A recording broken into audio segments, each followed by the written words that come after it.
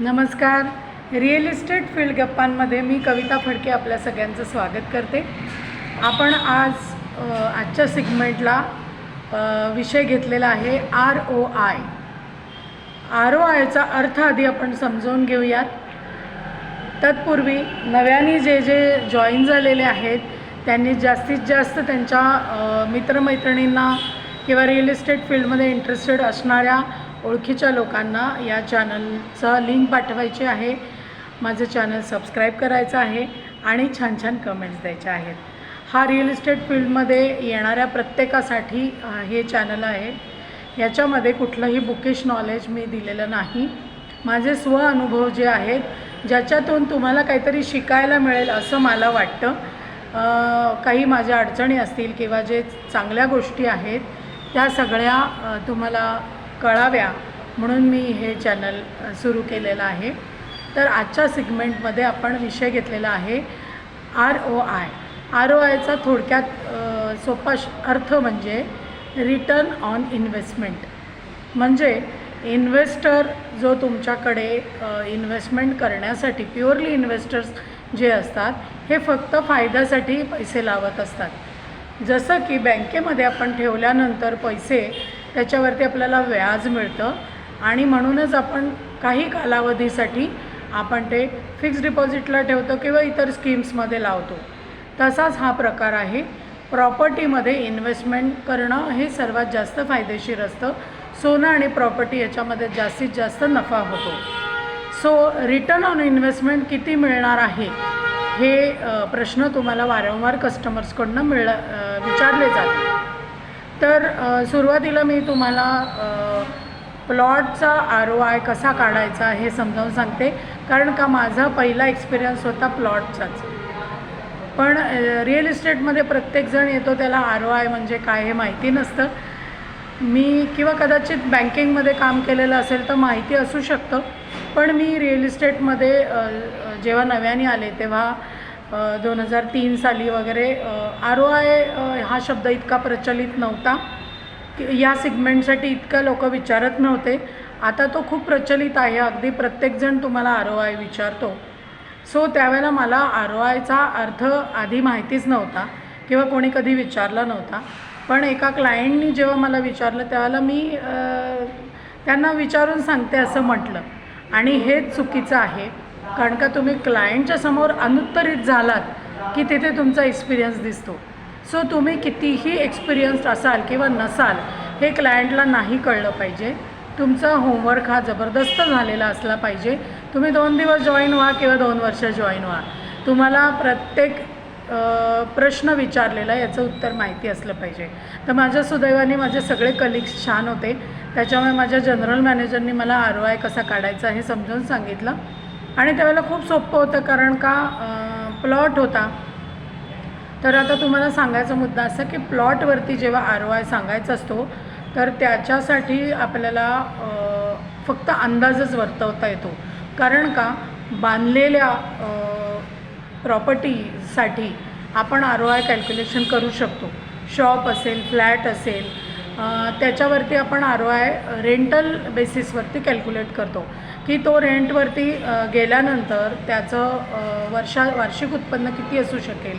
त्याच्यातून एक्सपेन्सेस म्हणजे जसं प्रॉपर्टी टॅक्स आहे किंवा इतर कुठले मेंटेनन्स आहे हे सगळं वगळून त्यांच्या हातामध्ये किती अमाऊंट मिळणार आहे वर्षाला याचं कॅल्क्युलेशन म्हणजे रिटर्न ऑन इन्व्हेस्टमेंट. त्याला म्हणतात ROI. तर हा कॅल्क्युलेशन प्लॉटवरती फक्त अंदाजाने सांगायला लागतो.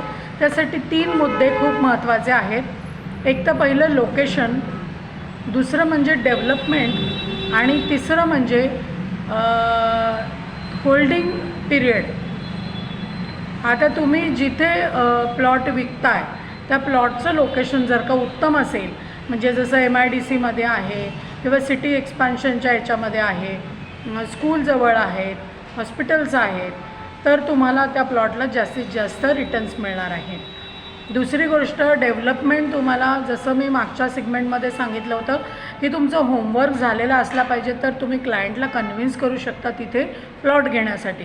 तर पुढची डेव्हलपमेंट त्या भागामध्ये काय होणार आहे, हायवे होणार आहे, आजूबाजूचे विलेजेस मध्ये डेव्हलपमेंट होणार आहे तिथे अजून शाळा येणार आहेत, हॉस्पिटल्स येणार आहेत, सिटीच्या जवळ येणार आहे ते. ह्या सगळ्या डेव्हलपमेंट्स तुम्हाला माहिती असल्या पाहिजेत. साधारणपणे पुढच्या 10 वर्षाची काय डेव्हलपमेंट असणार आहे हे तुम्हाला माहिती असलं पाहिजे. तर त्या डेव्हलपमेंटवरती सुद्धा तुमचा ROI हा अवलंबून असतो. तिसरी गोष्ट होल्डिंग पिरियड. होल्डिंग पिरियड आता सर्वसाधारणपणे 3 ते 5 वर्षाचा हा गेम असतो. कारण का इन्व्हेस्टर्स जे असतात आयदर ते 3 वर्षासाठी लावतात किंवा 5 वर्षासाठी लावतात पैसा. त्यांना माहिती असतं या 3 वर्षामध्ये जे काही वाढणार आहे ते वाढेल किंवा कमी होईल किंवा 5 वर्षांनी त्यांना वाढून मिळेल. तर जिथे जास्त इन्व्हेस्टमेंटवर प्रॉफिट मिळणार असेल तिथेच क्लायंट आपले पैसे गुंतवतो. तर हा ROI काढणं अंदाजावरतीच शक्य असतं. सो तुम्हाला मी पुढचं उदाहरण सांगेन की जसं मी प्लॉट विकला होता, 12 लाखाला मी प्लॉट विकला होता आणि तो त्याच क्लायंटनी जेव्हा 8 वर्षांनी विकला तेव्हा त्याला त्याचे 60 लाख रुपये आले. याचाच अर्थ 60 लाख मायनस 12 लाख भागिले 12 लाख गुणिले 100 म्हणजे तुमचा ROI. म्हणजे 60 लाख मायनस 12 लाख 48 लाख रुपये झाले भागिले 12 लाख. तर तुमचं गणित येतं 400% 8 वर्षामध्ये वाढलेले आहेत. तर 400% आला का ROI? नाही, कारण का तुम्हाला 8 वर्ष त्याला भागावं लागेल.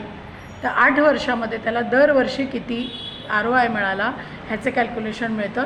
साधारणपणे त्यांनी 12 लाख लावलेले असतील आणि 60 लाख मिळाले तर 50% त्याला रिटर्न ऑन इन्व्हेस्टमेंट झालेला आहे. सो अशा प्रकाराने आपण ROI काढू शकतो. तुम्ही ज्यावेळेला फ्लॅट किंवा शॉप विकता त्यावेळेला जर का 1 कोटीची तुम्ही गुंतवणूक केली एखाद्या शॉपसाठी आणि तुम्हाला जर का त्या शॉपला 50,000 रुपये रेंट येणार असेल तर तुम्ही 50,000 गुणिले 12 महिने आणि त्याच्यामधनं तुम्हाला मायनस करायचे एक्सपेन्सेस. तुम्हाला एक्सपेन्सेस काय होणार आहेत? सपोज तुम्हाला तर प्रॉपर्टी टॅक्स द्यायला लागेल, MSCB असेल तर MSCB तुम्हाला भरायला लागेल किंवा रेंटल क्लायंट पण कडनं MSCBचा खर्च तुम्ही घेऊ शकता. बाकी इतर मेंटेनन्स असतो. तर जे काही खर्च त्या शॉपवरती तुम्हाला होणार आहेत ओनर म्हणून ते वगळून त्याच्या भाड्यामधले जेवढे पैसे उरलेले असतील ते गुणिले 12 महिने हा तुमचा रिटर्न ऑन इन्व्हेस्टमेंट झाला. वार्षिक इन्व्हेस्टमेंट वरती तुम्हाला प्रॉफिट असा काढता येतो. सो तुम्ही हे कॅल्क्युलेशन करू शकता. अगदी सोपं आहे.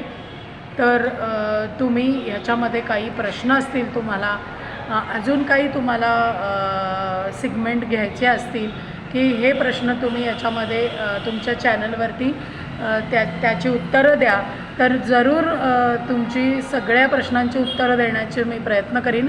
माझे अनुभव जे आहेत त्याच्यातून मी ती उत्तरं देईन. कुठल्याही अभ्यासाने किंवा बुकिश नॉलेजने मी ती उत्तरं देणार नाही.